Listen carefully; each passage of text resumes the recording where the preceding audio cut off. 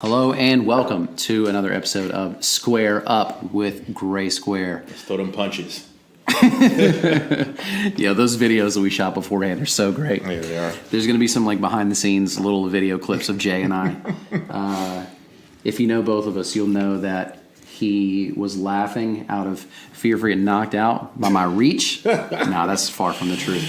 That is far from the truth. No, so obviously, I'm here with Jay Scott, who is now the business development director here at GraySquare. We shot one of these not too long ago, I guess a month or two ago. Yeah. With him being in a new role, we just wanted to go through some. I had some questions for him, and we want to talk about business development and just general sales tactics. I think it's going to help anybody that's, either an entrepreneur, which is essentially a salesperson driving their own business, their own value. Somebody in a business development role, somebody that's in the industry looking to grow. I think we'll have some fun here. So the first thing I want to start with, Jay, is you posted an article onto our blog series, GraySquare Shares, and tell me a little bit about that. Like, give us a little bit of background, like what that was, what your purpose was, and just some general insight from it. Yeah, sure, man. So I wrote a blog with the subject being creating a personal relationship and understanding the importance of it. And creating a personal relationship with regards to with your coworkers, with potential clients, potential business partners, whatever. Just the importance of understanding the value of creating a personal relationship.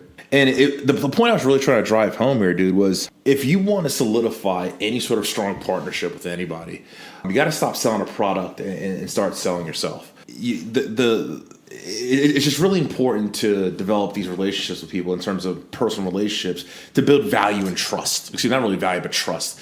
And I think I said this before, that people don't do anything with me unless they like me and they trust me. Sure. So anytime I go into any conversation is with the intention of first getting to know somebody. Find out what their wants and needs are and address those versus just pitching the idea of this cool project I've going on or how much money we can make together. That's a played out old school approach to trying to sell something, man. Like it's not about the dollar. It's about what value can we bring each other with regards to intangible value. So stuff like, how can I help you be a better person?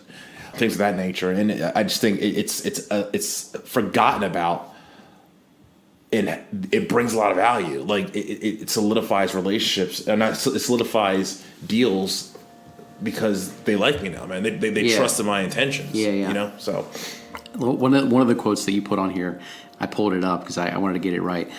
People don't care about how much you know until you show them how much you care. Yeah. I think that says a lot. Yeah, no, it does, and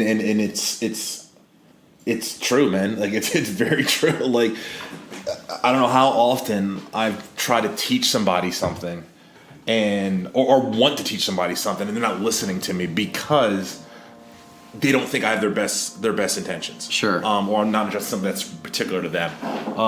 And that was in the beginning of my sales career. I was just really all about the product of the service. I'm selling that, or our company, I'm selling this idea. Sure. Not realizing that people don't care about that. They're about, what am I going to get from this? Stuff like that. So anytime I come to a conversation with somebody, it's really about showing them that I give a S about them. Yeah, right? sure.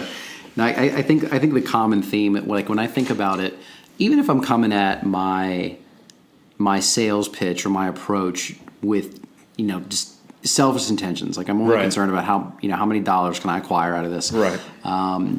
Understanding your customer, and I think first is understanding that people in general only care about themselves, really. Mm-hmm. Like at the core of the average person. Yeah, we're selfish as hell. Their focus is just, me, and then me. Right.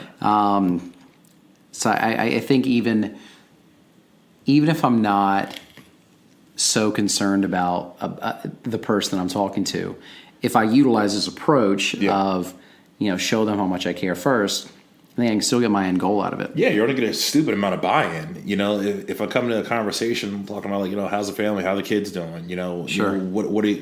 What can I help you with to help you reach your goals? I think in retrospect, I think it sounded like I'm selling the idea of like being fake. I'm like, even if you don't even care, just fake it. Yeah, right. No, I mean, I don't entirely disagree with that. Well, here's the reality of the situation, man. The reality of the situation is, if I want someone to do something, Sure. there's a certain pitch in that. Like there's a certain. It's not about being fake. I mean, it's be genuine with your interaction with somebody, but understand that you're doing it to get an end result. Yeah, know? right. And it's not about being fake. That's about just it's a sale. You know? It's a Yeah, sale. sure. That makes sense. So let's talk about your new role here in the company. And I think if for those of you guys out there that follow us on social media or just friends of the company or industry peers, whatever the case may be, then you've definitely heard this, and this is old news to you. You've recently transitioned from a more of like a personnel management role to a business development, more of a traditional corporate sales role. Yeah. To put it plainly, tell us a little bit about that. Yeah, sure. So when we first started the company, the short-term goal was for us to grow a strong brand ambassador sales force, manage that sales force to be productive for our client, and then scale. We did that pretty fast, so we did it well. So I've now transitioned from just managing the sales teams or sales force to business development because we're looking to grow. I'm constantly looking 6 steps ahead. What some of our current clients, there is a glass ceiling with regards to growth, how far we can get, and that's obviously we're trying to blow past that glass ceiling.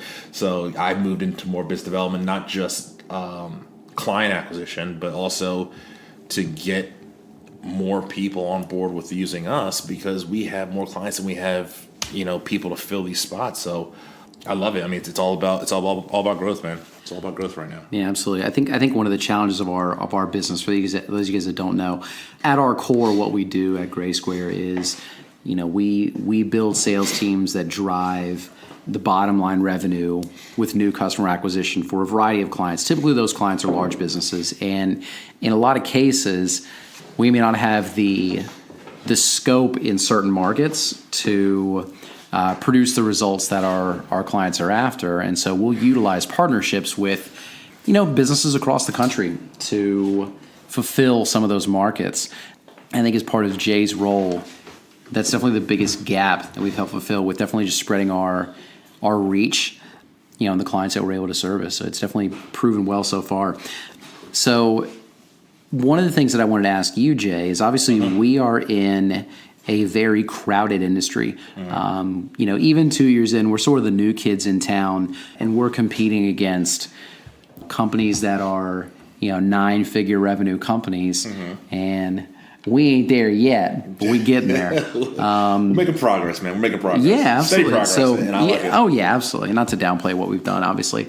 So how do you present yourself as different to people in a very crowded industry with big competitors? Yeah. Like, what's the angle? Like, why do I want to hang out with Jay, who represents GraySquare, as opposed to a Fortune 100 player in the space? Yeah, sure. Hypothetically. Yeah, no, good question, man. Almost, I would say 90% of the companies just in general out there, what they're pitching and what they're trying to use to attract new clients or new talent or whatever the case may be is the potential for big capital. Sure. Or the potential to make a lot of money, which is important.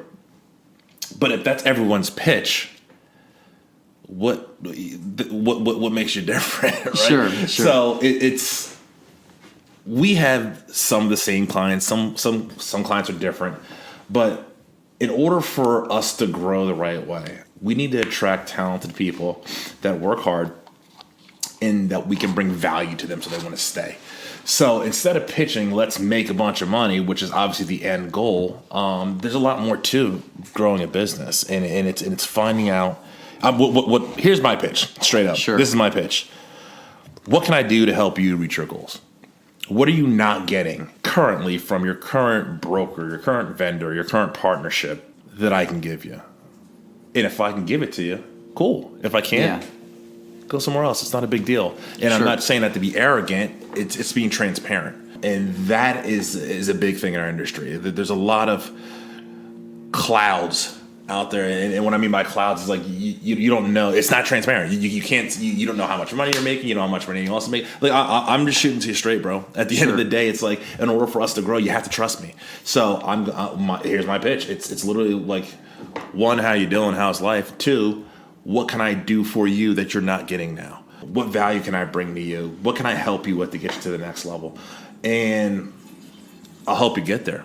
Yeah. I'm gonna help you get there by being there, by helping you train, helping you develop, and being able to be reached, which is a big thing. A lot of people don't answer the phone nowadays. Sure. But that's what it's about, man.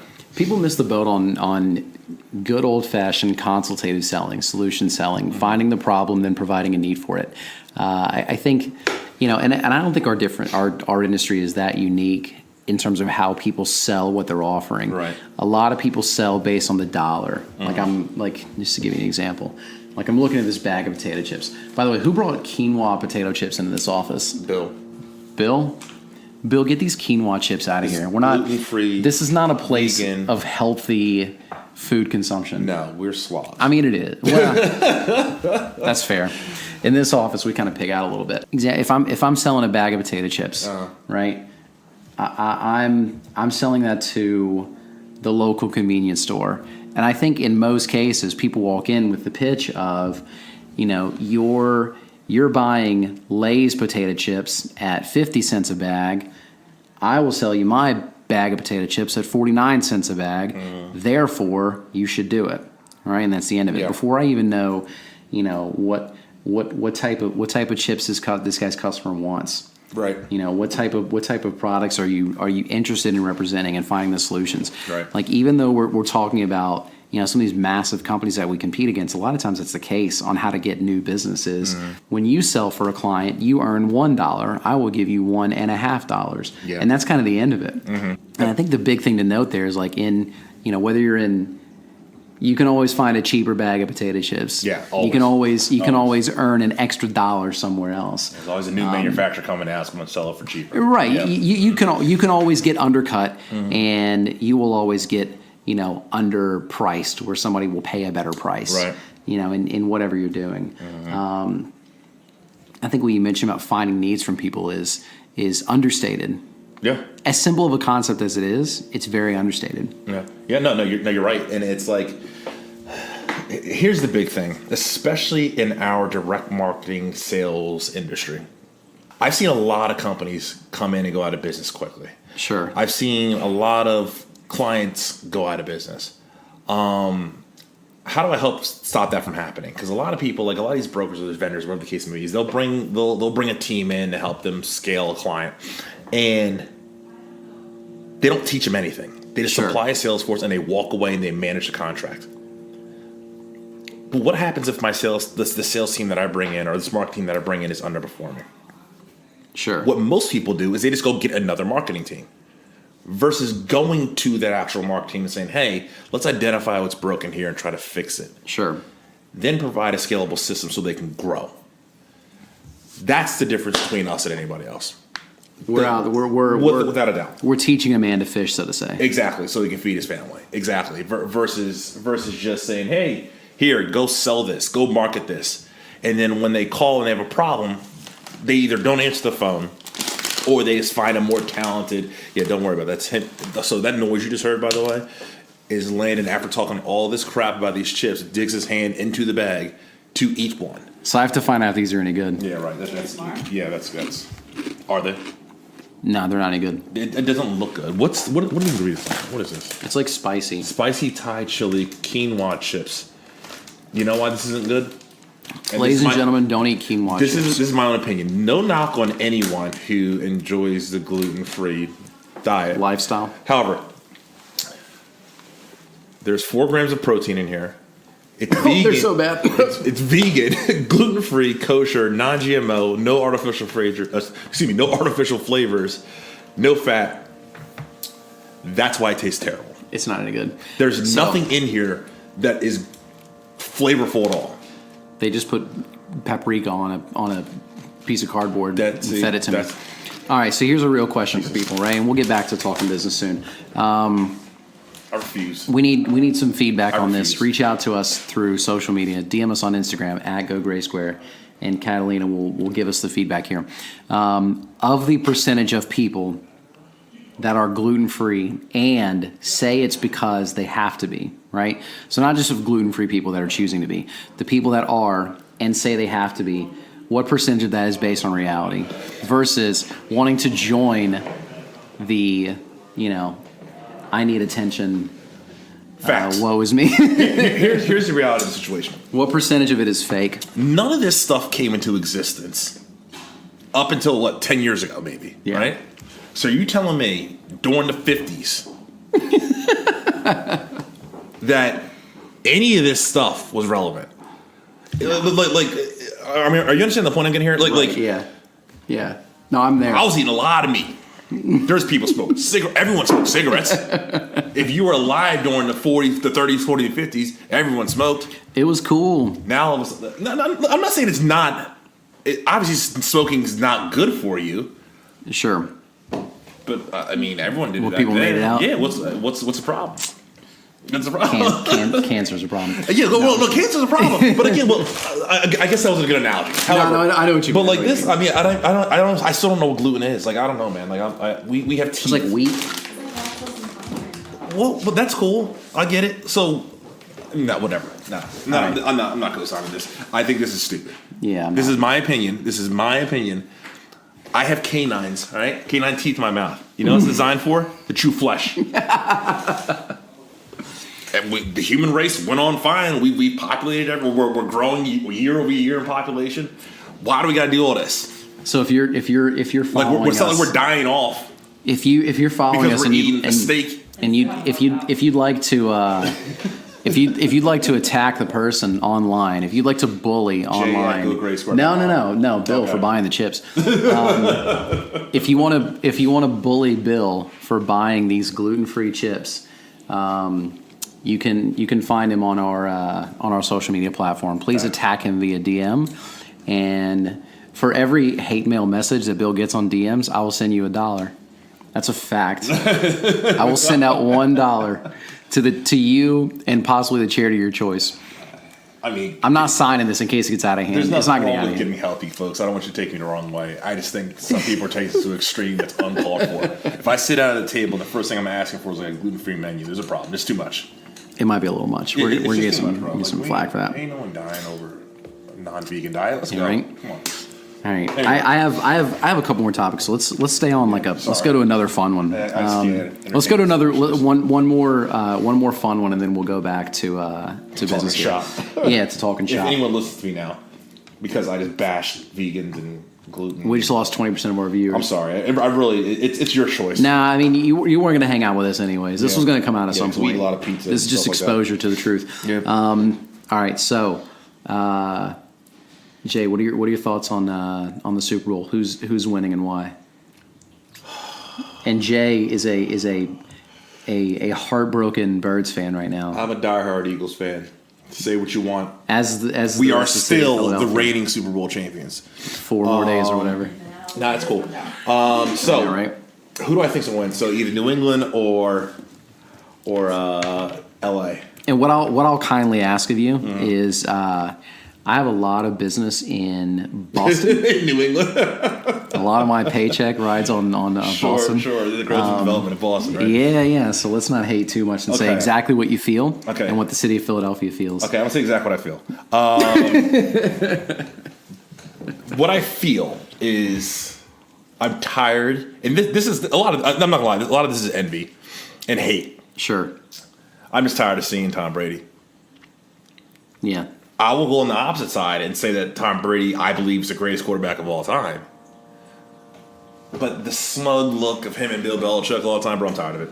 I like Sean McVay a lot. He's a young rookie, or not a rookie. He's his second year as a head coach. I want to see him come in and dust them off.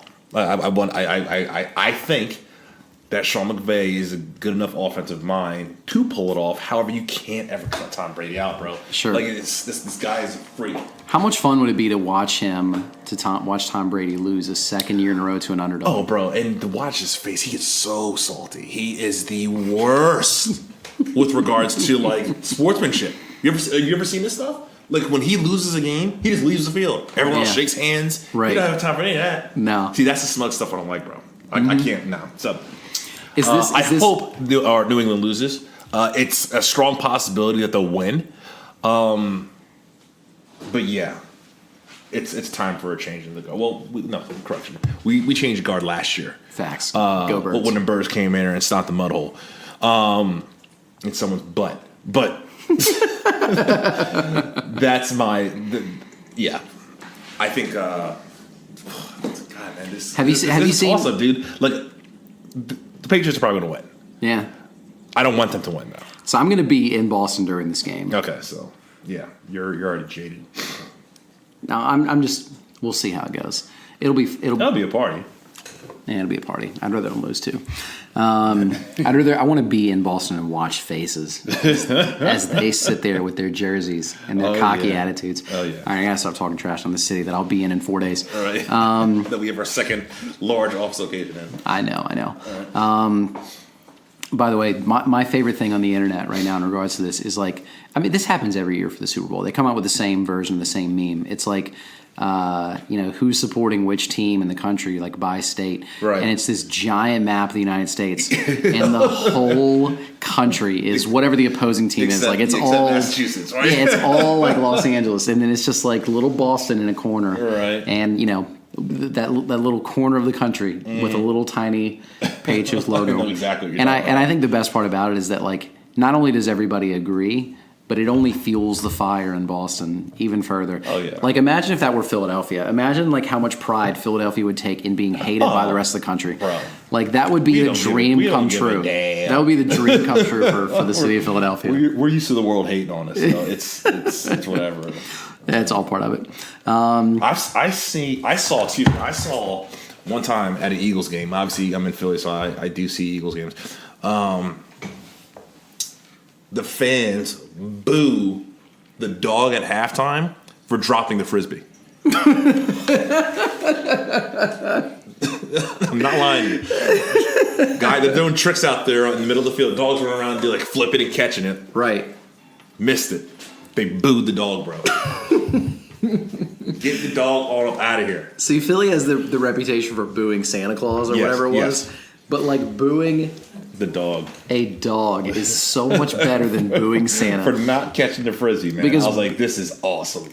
Because like booing a guy, booing Santa, Right. yeah, that's fine. Santa's he's a guy. He's understand. It's just the fans. Right. If you were like shouting at a dog in disappointment, like you're ruining this poor animal's day. Yeah, I was laughing. I'm not making this up. No, I 100% believe it. Not making this up. God bless the city of Philadelphia. It's great. Love it. It just fits in so well. Like here's what I'll say. Like whether you know if that story is true or false, right? And I know it's true because it's coming from Jay. But whether you know it's true or false, and you know anything about Philadelphia, you 100% believe it. You're like, oh yeah, that's certain. That makes sense. Yeah, that happened in Philly. Yeah, Eagles fans did that. Go Birds. Go Birds. Yeah, right. We got All this. right. Let's jump back into it. So, Okay.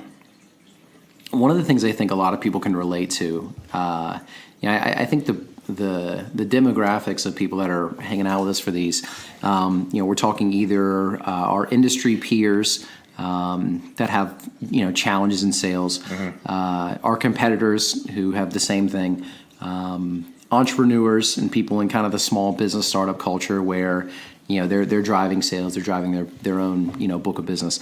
One of the unique parts of your task is building essentially a new book of business from nothing, without leads, without a very familiar product that we're selling. We're still kind of the new kids on the block, and I think people that are starting their own businesses are typically starting with a product that they created, so it's unknown. So you're building it from scratch. Right. What are some things that you've executed and seen positive results on that are applicable to anyone? Like, what could anybody do? Does that make sense? Yeah, I gotcha. So, building a book of business, it's arduous, first of all. So, if you don't have work ethic, you better develop some because money doesn't fall from trees. You have to go out there and work for it.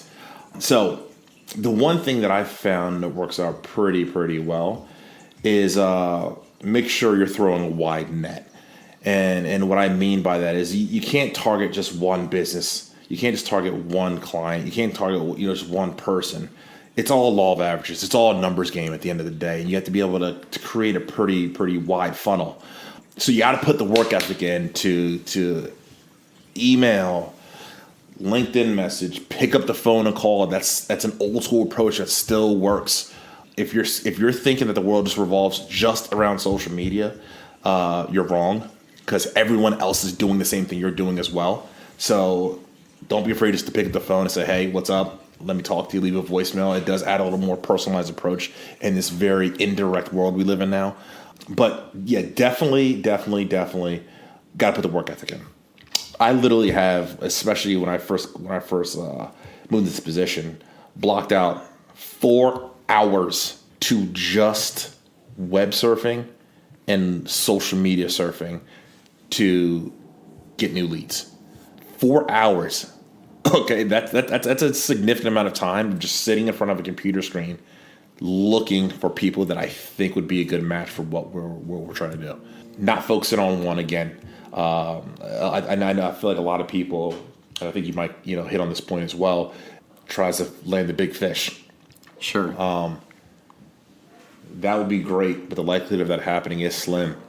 So don't target one. Throw a wide net, which means you have to have the work ethic to go out there and prospect. That makes a lot of sense. I think a lot of people do that. It's very easy to picture your new product or your new service as, man, if the big guys use this, we'd be all right. Yeah. Right. Yeah. If I could get that one customer, I'm in good shape. Yeah. How do you not just like focus on that constantly? Because like if I'm if I'm seeking investors, right, there's always that, man, if Mark Cuban would answer my phone call, right, I'm in, or if I've created a product, man, if I could just get it into Walmart, I'm in. Right. Like how do you kind of keep your nose to the grindstone, so to say? Like how do you keep that focus? That's a simple trial and error. I tried that and it didn't work. And I put a lot of work into trying to get the big fish, and I wasted a lot of energy and well, not energy, but time. Here's the thing that people need to understand is that time is you can't get it back once it's lost. Sure. You can't get time back once it's lost. So you got to use your time wisely, which instead of focusing on one particular client or company, again, toss a wide net. And just because, and I said this point before, I mean, the big fish is great, but you can eat very well if you eat enough minnows. Okay, you'll be full. But it also allows you to just get the ball rolling. Is just get some small fish in first. But again, I'm gonna drive this home. You got it's work ethic. It's work ethic. And the second point, which is huge, is initial contact, or is follow up. If you throw a message out, someone doesn't respond, don't quit. Follow up. Understand the fact that just like you, if you get a text message and you're in the middle of work, you don't always respond to the text right away, even though you might want to. So just coming back around to someone a second time, saying like, hey, just wanted to reach out to see if you had a chance to actually read the information I gave you. Follow up is key. That's where most salespeople or business developers mess up, is effective, timely follow up. Don't blow someone up, though. Okay, there's a fine line between follow up and harassment. Sure. So yeah, that's important. I'm going to give you a statistic here from a random site. I'm not going to shout them out in case it's nonsense. Mm. According to some research by some group, right? It says it takes an average of 8 touches to get an initial meeting. Facts. Is that fair? That's fair. That's very, very, very fair. So like if I'm getting someone in the door is difficult. Oh yeah. So like if I'm looking for a new customer, right? How do I add variety into my 8 touches? I don't think I'm sending 8 text Okay, yeah, cool. messages. You know what I mean? Like what are some things that you've tried that have worked?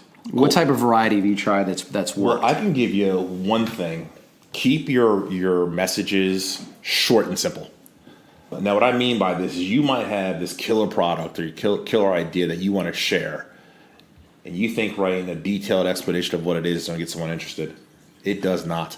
Okay? No one wants to read a page-long message to you or from you about why this is an awesome idea. That's not going to work. Okay? Keep it short and simple, to the point. All the selling happens face to face. Sure. You don't want to write a bunch of stuff. Don't leave a lengthy voicemail, okay?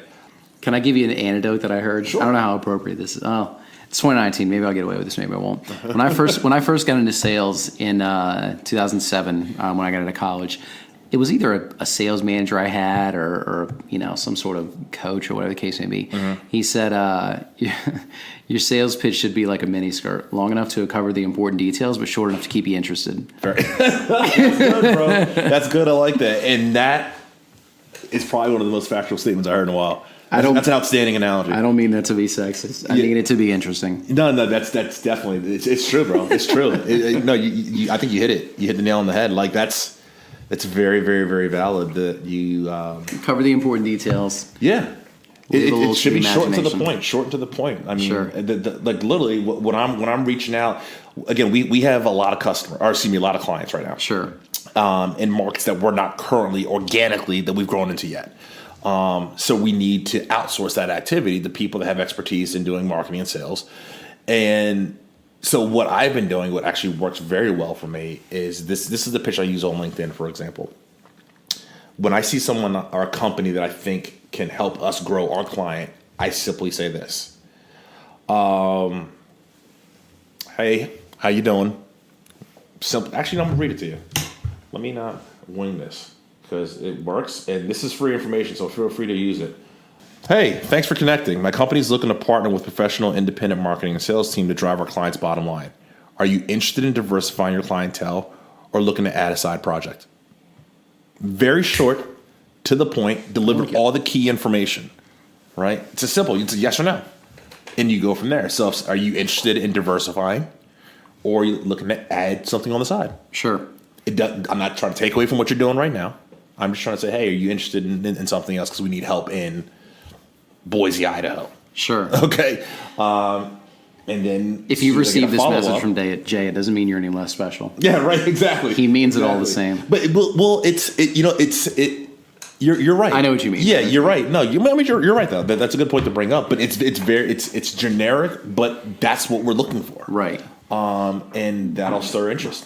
There's no. I think that brings up a good point too. I know I was just kind of joking about it, but it's there's definitely not enough hours in the day to, customize your approach for every single cold call that you're going to make. Yeah. Right. No way. I think you have to take time to, if I'm throwing out a new product, a new service, something I don't know what's going on, I think I take time to evaluate what do I know about my potential prospects. Right? If I were to generalize my prospect, what do they look like? Where do they work? What do they do all day? What time are they free? Like, how much information can I gather about this person? And again, I'm generalizing all of this because it's not going to be 100%, obviously. And then talk to that person. Yep. Talk to that busy person, that stay-at-home person, whoever it is that you're pitching, and kind of geared towards their needs. And I think your approach for our ideal customer in the capacity that you're working on, right? Yeah, I think there's a reason it's successful. I think it talks directly to them. Yeah, no, and I appreciate that because I did a lot of stuff that didn't work, but I think like a message like that in our industry works very, very well, and it also it sets up the next question, and then I quickly get them on the phone. Stop talking online. Okay, you talk online to get the message out, but you need to get the phone call. Stop trying to communicate so much information via a chat room or direct message because it's not going to work. They'll read it and not respond to you. So quickly just follow up and get them on the phone. You got to say, cool, awesome. Do you have time sometime next week? Don't be thirsty. Even though we all want to eat, okay, or we all want to drink, I should say, you can't be thirsty. Don't jump down through. Cool. Can I call you in an hour? Sure. Respect their time. Respect these people run their own organization. Say, hey, can we? Do you have time possibly next week? And then give them options. I have availability on Tuesday, Wednesday, Thursday between this time. Which time works best for you? They don't have to think. It's just a quick, cool. Tuesday works great, but don't send 1,000 messages. It's not going to work, guys. Preliminary message, get sent out, get interest, answer the questions directly, because as soon as you start adding fluff, they're going to see it and disengage. just answer the questions directly and keep moving. Nice. Cool. Good stuff, man. Those are the biggest topics that I wanted to cover. Yeah. Is there anything else that you wanted to address or talk about? I think we made pretty good time here. Birds fans, we're gonna be all right next year. Go Birds. We're gonna be all right. Don't worry about it. We're good. We got an awesome coaching staff. Yeah. No, I'm sort of I've been in Philly on and off for the last decade, and I've become a bandwagon Birds fan. I admit it. Right? You damn right. Yeah, I admit it. I'm on the bandwagon. Right? I grew up hurting people. Come to Philly, you become an Eagles fan. I'm riding on the bandwagon when the times are good. When they're bad, I'm off. You know, like a traditional bandwagon fan, but I'm honest. Hence the word. Hence the definition. Right? That's fair. Like I grew up in Nashville in the great state of Tennessee, and our Titans haven't been so impressive the last 15 years. No, the Titans aren't bad, bro. They're. So I jump on the Eagles bandwagon. If Marcus Mariota stays healthy, y'all gonna be all right. Here's what's gonna happen with that, right? If he starts to perform and start to really knock it out of the park, he's just gonna go get more money somewhere else, and we're not gonna pay him what he's worth. That's what happens like every year for the last 15 years. Yeah. We get these young guys on the team, and they kill it for 2 seasons. Yeah. And when it's time for them, to get that big contract, we don't pay. Yeah, you can't. We don't pay.